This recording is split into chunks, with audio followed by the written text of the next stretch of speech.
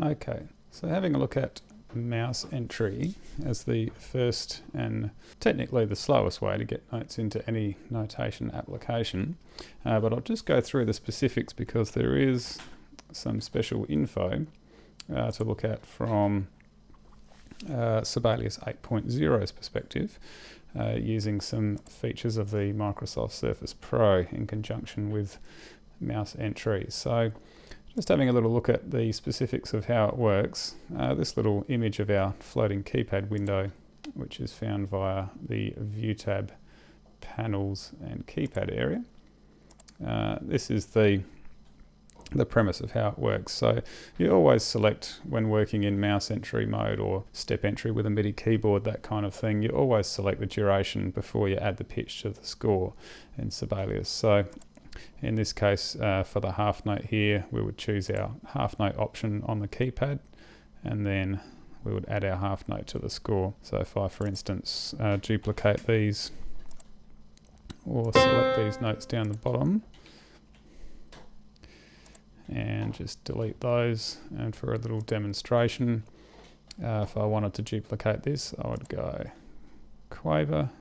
And first thing I would want to do in this case, because I know I'm working with a concert pitch stave here, but the stave above is a transposing staff, being a horn in F. So I'll click on the transposing score button, and that allows me to look at the horn in concert pitch as well. So I now know exactly which notes I need to enter. So I've got a quaver on the C, and then a dot. So we have F and G and A.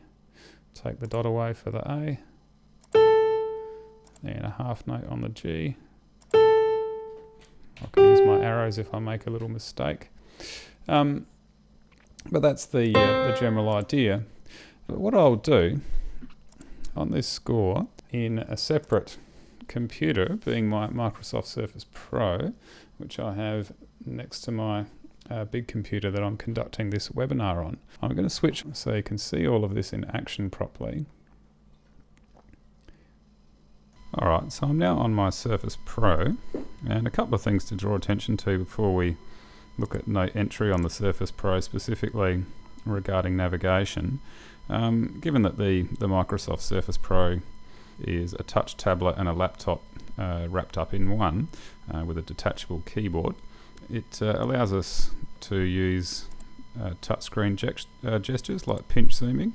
So what I'm doing here, I can't quite show you my fingers doing the actual gesture on the screen in front of us without a second camera getting involved. But if I just move a bit further along past this stave here and just draw attention to this little image I've got down here on the bottom left, showing the magic pen next to a Surface Pro standing up with its little kickstand on the back.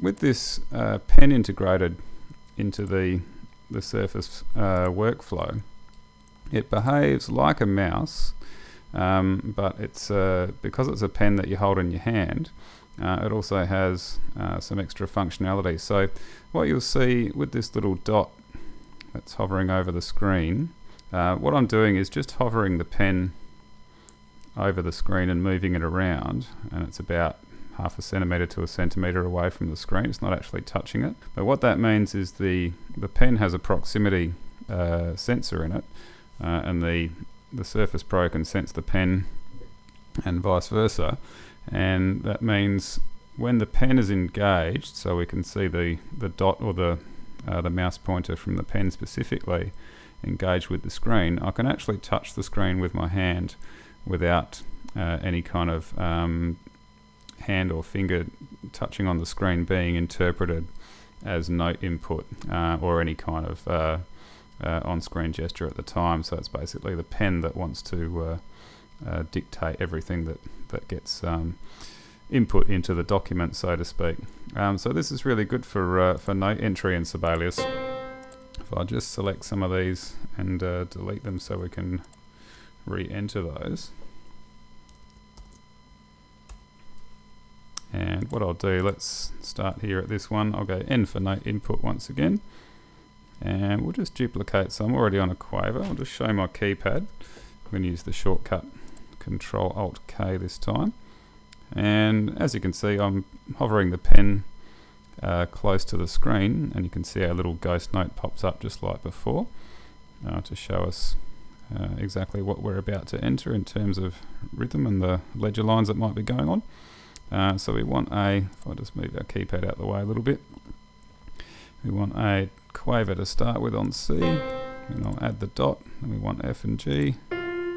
Take the dot away, A, and then a couple of half notes, G and E, and then a dotted crotchet to finish on the G there. Alright, so simple as that.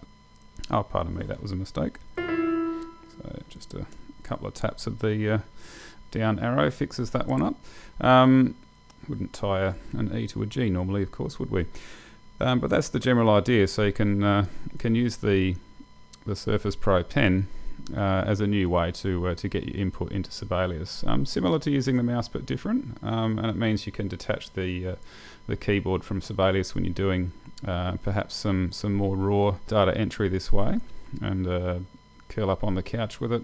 Also keeping the keyboard attached and laying it flat. One of the nice advantages of the way the keyboard attaches to the Surface Pro is you can lay it all flat on a desk and lean over the desk and write and enter things using the pen leaning on the screen itself, and still have access to the keyboard as well. So it's a really welcome addition to Sibelius functionality when you're using a device that supports it. So just on the subject of new forms of note entry in Sibelius though, we should also have a look at NotateMe, which is what this icon here represents, which is a new note input method from Neurotron using their PhotoScore software. So I'm just going to switch applications and bring up PhotoScore. In this case it's PhotoScore 8 and NotateMe Ultimate. When you purchase Sibelius or a Sibelius upgrade, you'll receive PhotoScore 8 Lite, which will give you a single stave version of this new feature called NotateMe. So technically I'd be able to make multi-stave scores using it in the full version, but I'll just show a single stave at the moment just to demonstrate. So if I click this new button here, this is the only new thing you'll see if you're used to the PhotoScore interface. This new little button will pop up here called New NotateMe Score, and that brings up this list of instrument definitions, and I'll choose guitar in this case. And one of the things to do with this initially is to just zoom in a bit so you've got a nice clear view of the stave and exactly where you're going to be writing on, so it makes it nice and clear for the internal algorithm to interpret what you write. Because what this does is actually picks up on your handwriting in real time and converts it into digital notation. So this is your handwriting area down here at the bottom, in the more in the yellow area, and the white area up the top is your actual digital interpretation as PhotoScore is interpreting what you've written below. So if I add a couple of bars of, say, Mozart's Sonata in C is my favourite demo option, and let me just, so here we have a half note. So I've essentially just drawn that in, not necessarily perfectly, but it's good enough for PhotoScore to work out exactly what that is. And let's just add a couple of crotchets. Alright, you can see it going through the motions of working out what I'm adding as I'm adding it, and then as soon as it becomes something coherent, like it recognises what I've written as a crotchet, it magically appears in the stave above. So if we add, for instance, next note will be a dotted crotchet, a couple of quavers. Alright, just doing a bit of pinch zooming here to scroll around, the same as we can in Sibelius on the Surface Pro now as well. So this is another really useful tool for getting your ideas in, particularly when you're just using the tablet and the Surface Pro pen and not necessarily having the keyboard attached at the same time. it can be a really fun and useful way to get your ideas in. So do have a go with that when you upgrade or purchase Sibelius for the first time. And it's a really interesting process to watch the photo score algorithm at work in the background as well, or in real time while you're actually handwriting in. So just remember that little tip from me on NotateMe is to zoom in nice and large, so that it makes it easier for the algorithm to work out exactly what you're typing in. So it has its limitations on the complexity of info that you can input, as any such computing program is likely to do that's interpreting optical or using optical recognition. But it is a very handy little feature nonetheless, so do check that one out. And of course, once we've finished scratching out our idea in NotateMe, just like other versions of PhotoScore, we have a Send to Sibelius button at the top here. And if I was to send this short example off, just clicking that button now, we get this familiar window that pops up from Sibelius in the background, just asking me how I would like these things to be interpreted. So I'll just click OK for the defaults, and there we go. So we've got a score in Sibelius now that we can edit and add things to any way we wish.